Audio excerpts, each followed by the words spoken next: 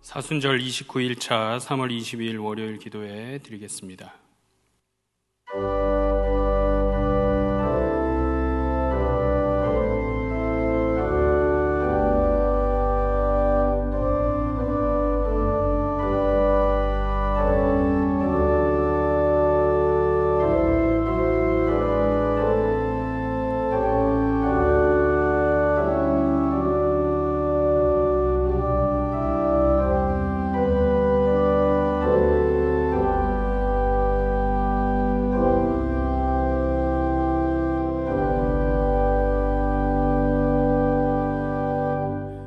사순절 6주차를 맞이하여 주님 앞에 기도함으로 또 말씀으로 무장하기 위하여 나아갑니다.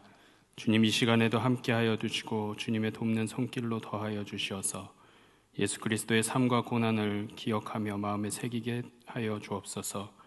이 모든 것 주님께 맡겨드리며 예수 그리스도의 이름으로 기도드리옵나이다. 아멘. 찬송가 586장 찬송 부르시겠습니다.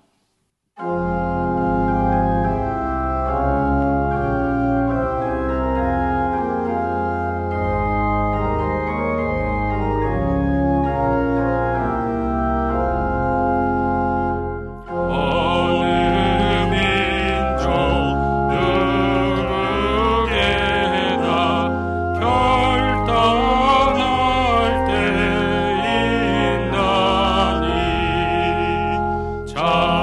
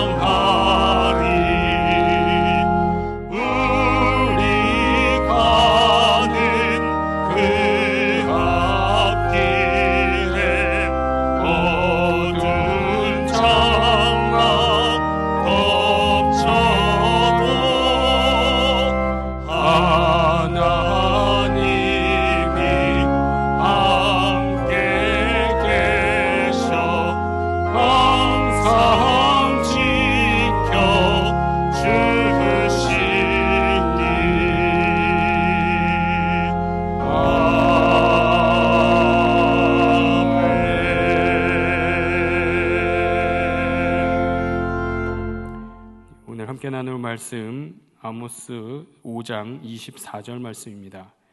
구약성경 1279페이지입니다. 아모스서 5장 24절 말씀 한마음으로 합독하겠습니다. 구약성경 1279쪽입니다. 아모스 5장 24절 말씀 한마음으로 합독하겠습니다. 오직 정의를 물같이 공의를 마르지 않는 강같이 흐르게 할지어다. 아멘. 오늘 본문의 말씀 아모스 5장은 심판과 회개의 주제가 반복되어 나타나고 있습니다. 먼저 1절부터 3절까지 말씀 보시면 죄 지은 백성들에 대한 우리 하나님의 심판의 처절함을 보여주면서 6절까지 이어서 회개할 것을 촉구하고 있고요. 또 한 번 이어서 7절부터 13절까지 말씀은 이스라엘 백성들이 짓는 전반적인 죄악의 모습들이 어떠한가, 또 그에 대해서 하나님의 심판이 있을 것을 말씀해 주고 있습니다. 자, 그러면서도 재차 회개를 촉구하게 되는데요. 이스라엘 백성들의 말씀을 통한 행함이 없는 것으로 나타납니다. 자, 그러면서 이제 16절부터 20절까지 말씀 보시면 종말에 대해서도 잘못된 이해를 지니고 살아가는 이스라엘 백성들, 그들에게 임할 하나님의 심판이 있음을 말씀해 주면서 오늘 본문 말씀이 속한 21절로부터 24절까지 말씀은 하나님께서 원하시는 신앙인의 참된 모습이 무엇인가에 대해서 말씀해 주고 있습니다. 자, 그러면서 25절부터 마지막 27절까지는 형식적인 신앙생활이 가져다 주는 결과가 무엇인지 시각적으로 보여주는 말씀이 기록되어 있습니다. 자, 그렇다면 이제 본문이 속한 아모스 5장 21절부터 24절 또 포함해서 마지막 절까지는 성경 책에 적혀 있는 소제목에 보시면 형식적인 예배가 아무런 효력이 없다라고 제목에서 우리에게 말씀해 주고 있습니다. 이스라엘 백성들의 예배에 대한 태도를 꼬집고 계십니다. 마음가짐과 태도가 잘못되었다라는 말씀이죠. 어떻게 잘못되었는가? 이스라엘 백성들의 예배에 대한 마음가짐과 태도는 형식적인 예배를 드리고 있더라 하는 얘기입니다. 자, 사실 오늘 본문만 가지고 24절 말씀만 가지고 말씀을 준비하면 오늘 말씀의 제목처럼 사회 정의에 관한 부분만 이야기할 수 있습니다. 자, 그런데 21절부터 23절까지도 마찬가지로 따로 떼어서 보면 대중 예배는 이제 폐지되어야 된다, 그만해야 된다라는 얘기로 전하기가 쉽게 되는데요. 사실상 오늘 본문 말씀은 21절부터 24절까지 말씀을 하나의 말씀으로 보고 또 묵상하고 이해해야 균형 잡힌 말씀이 가능합니다. 자, 이처럼 말씀을 연구하고 또 전하는 것이 참으로 쉬운 것은 아닌 것 같습니다. 자, 먼저 그러면 21절부터 24절까지 말씀 중에 23절까지 말씀을 다시 한번 함께 읽어보도록 하겠습니다. 내가 너희 절기들을 미워하여 멸시하며 너희 성회들을 기뻐하지 아니하나니 너희가 내게 번제나 소제를 드릴지라도 내가 받지 아니할 것이요 너희의 살찐 희생의 화목제도 내가 돌아보지 아니하리라. 내 노랫소리를 내 앞에서 그칠지어다. 내 비파소리도 내가 듣지 아니하리라. 아멘. 자, 여기 보시면 하나님께서 편치 않은 마음을 표현해 주고 있습니다. 하나님께서 미워하시고 또 멸시하는 것들이 무엇인가에 대해서 말씀해 주고 계신 거죠. 자, 그런데 이 모든 것이 자세하게 살펴보니까, 조금 더 들여다보니까 이스라엘 백성들이 예배를 드릴 때에 형식적으로 그저 왔다가 가는, 그리고 아무런 마음가짐과 태도도 준비되지 못한 채로 예배드리거나 제사 지내더라 하는 얘기, 제사에 참여하더라 하는 것입니다. 자, 하나님의 백성들이라 하기는 하지만 번제, 또 소제, 화목제 구별하여서 드리긴 드리는데 하나님께서는 너희의 제사는 내가 돌아보지도 않고 너희가 찬양하고 나에게 영광 돌린다 하더라도 그 찬양 소리도 듣지 않겠노라 하고 말씀하십니다. 자, 그 이유가 무엇일까요? 우리가 생각해 보면 두 가지로 생각해 볼 수 있습니다. 첫 번째는 이스라엘 백성들이 하나님과의 인격적인 만남을 기대하지 않은 채로 그냥 자기 있는 감정 그대로 분위기에 젖거나 혹은 형식적으로 혹은 습관적으로 예배를 드리거나 제사를 드리더라 하는 얘기입니다. 정리해 보면 하나님과 하루를 구별해서 교제하고 하나님께 영광을 올려드리는 날, 그리고 그때가 그 시간이 예배이면서 제사입니다. 자, 그런데 이러한 목적들을 잃어버린 채 수단으로만 예배를 또 제사를 이해하고 참여하고 있더라라는 얘기가 되겠습니다. 두 번째, 하나님께서 이스라엘 백성들 너희들의 찬양 소리를 또 제사를 예배를 내가 돌아보지도 듣지도 않겠다라고 말씀하신 이유는 이스라엘 백성들이 예배와 또 제사에서 보이는 그 신앙적 열심이 세상의 삶에서는 정의를 나타내고 공의를 나타내는 삶으로 이어지지 못하기 때문이더라 하는 겁니다. 예배는 열심히 드리는 것 같지만 실상 그들의 삶에서는 예배하는 태도와 예배하는 마음가짐을 알아볼 수가 없더라 하는 거죠.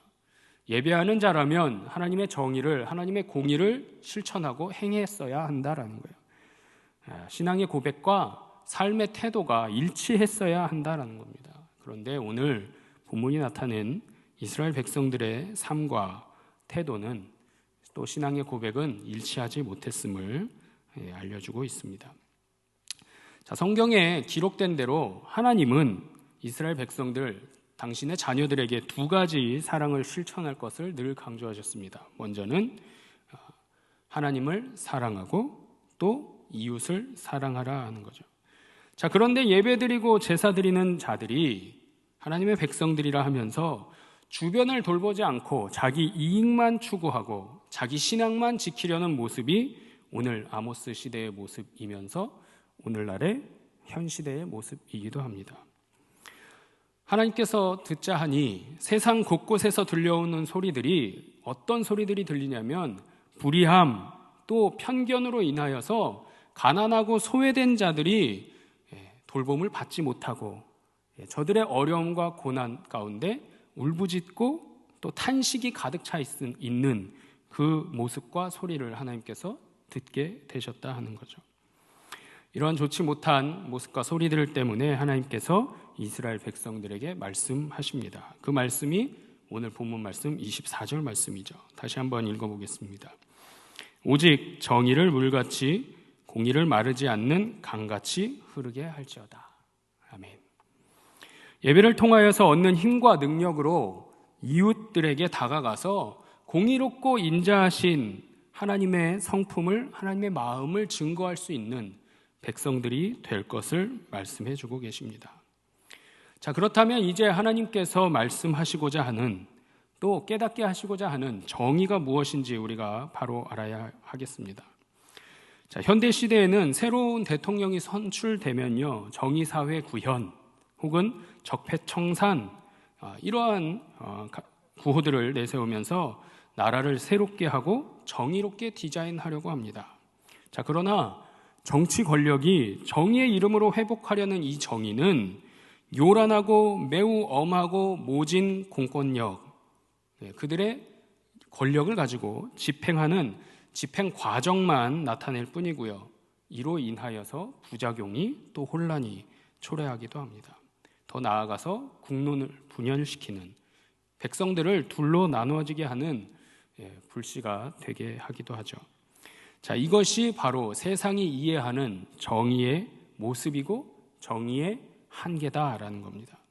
자, 그런데 성경은 이 정의에 대해서 다르게 이야기합니다. 성경은 참된 정의에 대해서 물, 마르지 않는 강, 그리고 흐르는 것으로 비유하여 설명해 주고 있죠. 정리해 보면 정의는 추상 같은 칼, 그리고 소수만이 이해하고 향유할 수 있는 특권, 혹은 영원히 변하지 않는 인간 사회의 규범이 아니다라고 성경의 정의는 이야기하고 있습니다. 하나님이 이야기하시는, 하나님이 말씀하시는, 하나님이 전하시는 정의는 물과 같이 부드러운 것이고 마르지 않는 강처럼 누구나 정의를 향유하고 품을 수 있는 것이고, 흐르는 것처럼, 물이 흐르는 것처럼 시대와 상황에 맞게 변화될 수 있는 이러한 것이 하나님의 정의다라는 것을 말씀해 주고 있는 거죠. 자, 그 이유가 뭔가 살펴보면 하나님의 정의에는 늘 날마다 하나님의 사랑을 그 이면에 갖고 있거나 또 전제하고 있기 때문에 그렇습니다. 하나님의 정의는 늘 하나님의 사랑과 동떨어져서 이해되지 않고 하나님의 사랑이 곧 하나님의 정의이고 하나님의 정의가 곧 하나님의 사랑임을 이처럼 짝을 이루어가는 것임을 우리가 잘 알아야 하겠습니다.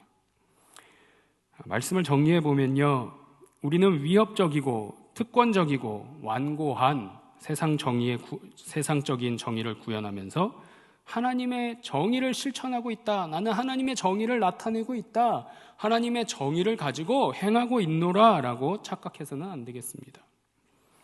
사랑과 함께하는 하나님의 정의는 앞서 말씀드린 대로 부드럽고요, 누구나 다 갖고 또 품을 수 있고요, 시대와 상황을 고려하면서 거기에 맞춰서 바뀌어갈 수 있는, 대처할 수 있는 것이 하나님의 정의임을 우리 모두가 기억해야 할 줄 믿습니다. 자, 그래서 세상의 정의 구현은 파괴하는 결과를 초래하게 되지만 하나님의 정의는 하나님의 사랑을 품고 나누는 것이기 때문에 공동체로서 또 하나님의 거룩한 백성들의 지체로서 하나님의 나라를 세우는 힘이 되는 능력이 있음을 우리 모두가 마음에 새겨야 할 줄로 믿습니다. 자, 오늘 말씀을 통해서 하나님의 말씀에 따라 예배드리는 우리의 마음가짐을 그동안 너무 형식적으로 혹은 습관적으로 하나님 앞에 예배하고 제사를 드리지 않았는가?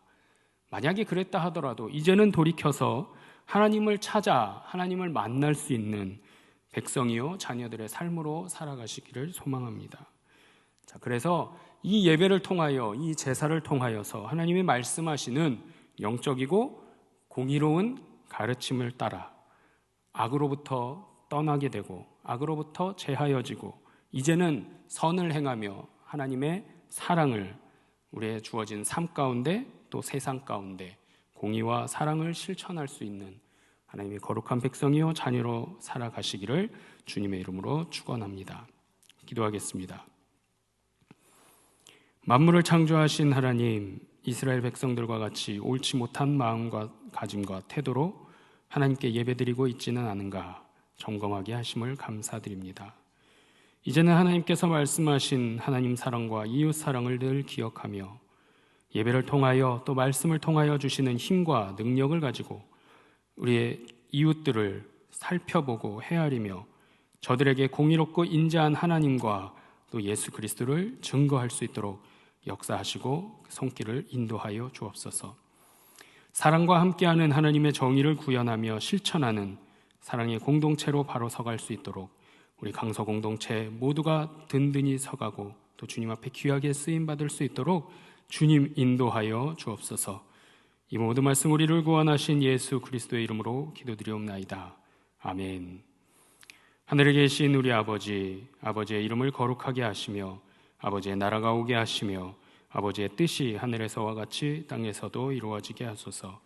오늘 우리에게 일용할 양식을 주시고 우리가 우리에게 잘못한 사람을 용서하여 준 것 같이 우리 죄를 용서하여 주시고 우리를 시험에 빠지지 않게 하시고 악에서 구하소서. 나라와 권능과 영광이 영원히 아버지의 것입니다. 아멘.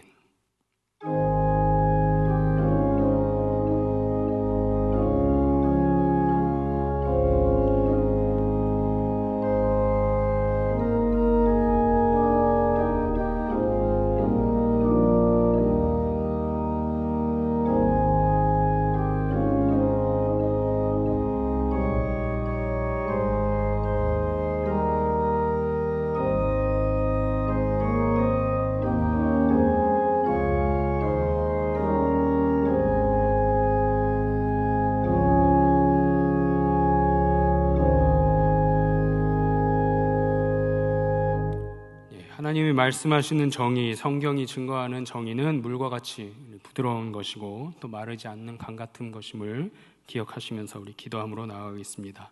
기도합니다.